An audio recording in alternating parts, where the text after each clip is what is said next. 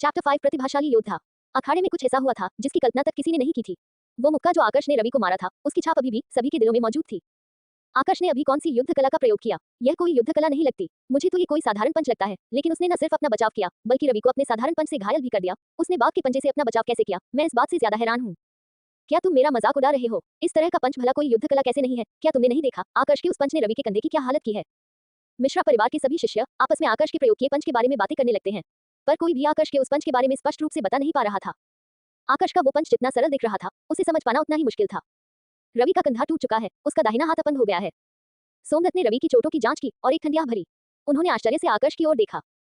आकर्ष शारीरिक मंडल के पहले स्तर का योद्धा था, पर उसने रवि, जो कि शारीरिक मंडल के दूसरे स्तर का योद्धा था, उसे हमेशा के लिए अपंग बना दिया था। रवि को उपचार के लिए भेजकर सोमदत्त आकर्ष के पास आए, जो अभी भी अपनी जगह पर ही खड़ा था। इस समय सोमदत्त को आकर्ष हमेशा के जैसा सरल और कमजोर नहीं लग रहा था। उसमें हमेशा से कुछ तो अलग था, पर क्या, ये बताना सोमदत्त के लिए काफी मुश्किल था। वो पंच जिसका प्रयोग तुमने अभी किया, उस तकनीक का क्या नाम है? वो पंच किसी युद्ध कला के जैसा नहीं लगता, पर वास्तव में युद्ध कला के समान ताकतवर है। इस तकनीक का अभ्यास तुम कब से कर रहे हो? सोमदत्त ने उत्सुक होकर आकर्ष से पूछा। मिश्रा परिवार के शिष्य उस पंच की गहराई देखने में असमर्थ थे, लेकिन सोमदत्त ने स्पष्ट रूप से देखा था। वो सामान्य पंच वास्तव में बड़ी कुशलता से प्रयोग किया गया था। पंच मारते समय आकर्ष के पूरे शरीर की ताकत उस एक वार में समाहित थी। ऐसा वार पीले वर्ग के उच्च स्तर की युद्ध कला से भी नहीं किया जा सकता था। नहीं, शायद उत्तम स्तर भी इस वार के आगे साधारण लगता। सोमाली महाद्वीप की युद्ध कला को उच्च से निम्न वर्ग तक 4 भागों में विभाजित किया गया था, स्वर्ग, पृथ्वी, काला, उत्तम और पीला। युद्ध कला के प्रत्येक वर्ग को 3 स्तर में विभाजित किया गया था, उच्च, मध्यम और निम्न। मिश्रा परिवार के युद्ध गृह में रखी सारी युद्ध कला पीले वर्ग की निम्न और मध्यम स्तर की युद्ध कला थी। उनके पास केवल एक उच्च स्तर की युद्ध कला थी, जिसका नाम पवन चेसर था। इस युद्ध कला का अभ्यास केवल मिश्रा परिवार के वो योद्धा कर सकते थे जो चक्रमध्य मंडल में प्रवेश कर चुके हो।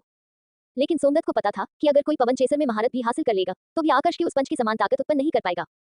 इसे पतन पंच कहा जाता है, आकर्ष ने कहा, लेकिन उसने अपने अभ्यास के बारे में कुछ भी नहीं बताया। वो कैसे बताता कि उसने 10 सालों तक इस पतन पंच का अभ्यास किया है, वो भी अपने पिछले जीवन में। इस पंच की विशेषता थी कि इसे प्रयोग करते समय सामने वाला इसकी ताकत का अंदाजा आसानी से नहीं लगा पाता था। पतन पंच सिर्फ देखने में सरल लगता था, लेकिन यह वास्तव में आंतरिक अंगों सहित पूरे शरीर को नष्ट करने की क्षमता रखता था। किसी को भी आकर्ष के समान स्तर तक पहुंचने के लिए कम से कम 10 साल तक इसका अभ्यास करना पड़ेगा। सोमदत्त दादा, मैं घर वापस जा रहा हूँ। आज की घटना के बारे में आपने भी देखा कि किसने पहले हमला किया था। मुझे आशा है कि आप इसके गवाह बनेंगे। इतना कहकर आकर्ष अपने घर की ओर चल दिया। पतन पंच, ये बच्चा असाधारण है। रेवती, सभी के साथ आकर्ष ने तुमसे भी अपनी वास्तविक ताकत को छुपाया है। वो अभी भी अपनी क्षमताओं को छिपा रहा है और सही समय की प्रतीक्षा कर रहा है। सोमदत्त ने गहरी सांस ली और अपने आप से कहा, उन्होंने आज आकर्ष का वो रूप देखा था जिसे कोई नहीं देख पाया था। आकर्ष अभी कुछ बातें छुपा रहा था। सभी के कुछ राज होते हैं, इसलिए सोमदत्त ने आकर्ष से ज्यादा पूछताछ नहीं की। आसपास के मिश्रा परिवार के शिष्य जो लड़ाई को देख रहे थे, एक के बाद एक मैदान से जाने लगे। वो सभी जान चुके थे कि उस भयानक पंच को पतन पंच कहा जाता है। आखिरकार सब खत्म हुआ। उद्धरण चिन्ह। घर वापस आने के बाद आकर्ष ने राहत की सांस ली। उसके चेहरे पर हल्की सी मुस्कुराहट साफ देखी जा सकती थी। इस दुनिया में पहुंचने के बाद ये पहली बार था जब उसने मुक्केबाजी का इतना खुलकर प्रयोग किया था। उस समय उसे ऐसा महसूस हुआ कि जैसे वो अपने पिछले जीवन में वापस चला गया है, जो उत्साह और रक्तपात से भरा था। आकर्ष जब अपने कमरे में आया तो उसका ध्यान सब शारीरिक दिव्य जल पर गया, जो केवल 2 बार स्नान करने के लिए पर्याप्त था। लगता है मुझे मां से और अधिक औषधीय जड़ी बूटियां खरीदने को कहना होगा। औषधीय स्नान का आनंद लेते हुए उसने लक्ष्य की युद्ध कला का अभ्यास करना शुरू किया। वो जल्दी से अपनी ताकत बढ़ाना चाहता था, क्योंकि आज उसने रवि की जो हालत की थी, उसके बाद मुसीबत खत्म नहीं, बल्कि मुसीबतों का दौर शुरू होने वाला था। हे, क्या तुमने सुना? 9वें एल्डर के बेटे आकर्ष ने शारीरिक मंडल में प्रवेश कर लिया है। हाँ, मुझे पता है, पर ये खबर पुरानी हो चुकी है। नई खबर सुनो। आकर्ष और रवि के बीच एक मुकाबला हुआ था, जिसमें न केवल आकर्ष ने रवि को हराया, बल्कि उसके कंधे पर ऐसा जानलेवा पंच मारा कि उसका कंधा टूट गया। रवि हमेशा के लिए अपंग हो चुका है। सच में, पर रवि पहले से ही शारीरिक मंडल के दूसरे स्तर पर है और उसने पीले वर्ग के निम्न स्तर की युद्ध कला बाघ के पंजे का अच्छा अभ्यास कर रखा है। फिर वो आकर्ष से कैसे हार गया? बाघ का पंजा बेकार है। आकर्ष की युद्ध कला जिसे सब पतन पंच कह रहे हैं, उसके सामने बाघ का पंजा कुछ भी नहीं है। यहाँ तक कि 5वें एल्डर सोमदत्त दादा ने भी इसकी प्रति प्रशंसा व्यक्त की है। उद्धरण चिन्ह। जैसे जैसे पतन पंच के बारे लोगों को खबर मिलती रही, वैसे वैसे ही उसके बारे में और अधिक बातें होने लगी। कुछ शिष्यों ने इसे एक उत्तम स्तर की युद्ध कला घोषित किया, कुछ ने इसे पृथ्वी वर्ग की युद्ध कला घोषित किया और कुछ ने तो ये तक घोषणा कर दी कि आकर्ष का पतन पंच एक स्वर्ग स्तर की युद्ध कला है। मिश्रा परिवार के एक कमरे के भीतर अमन बिस्तर के पास खड़ा था और अपने बेटे के टूटे हुए कंधे को देख रहे था, जो रोने के कारण इतना थक गया था कि वह सो गया।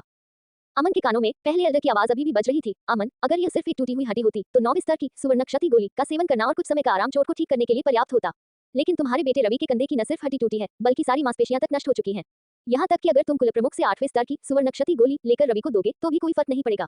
मुझे माफ करना, पर मेरे पास इसका कोई उपचार नहीं है। अमन ने गुस्से में अपनी मुट्ठी भींच ली और चिल्लाते हुए अपने आप से ही कहा, आकर्ष, मैं तुम्हें जिंदा नहीं छोड़ूंगा, तुम्हें मरना होगा। ठीक इसी समय एक व्यक्ति भागते हुए कमरे में आया। पिताजी, मेरा छोटा भाई कैसा है?